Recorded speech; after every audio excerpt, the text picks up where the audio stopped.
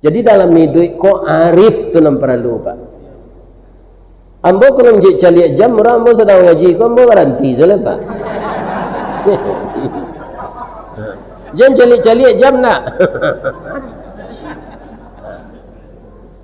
Tu tandolah panjang nak kaji tu lah itu cik orang.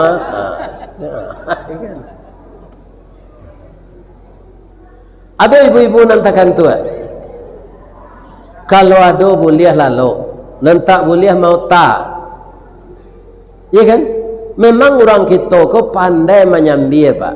Sambil badiang nasi masak, sambil bakayuh bidu ilie, sambil manuai bilalang dapet, sambil menengah kaji mato lalu. Ndak waat.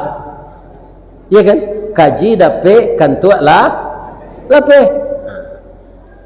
Cuma lama belok-belok ustaz ko jalan lamonyo mengko ketibo di kuok ko awak lalu lebat terati nama.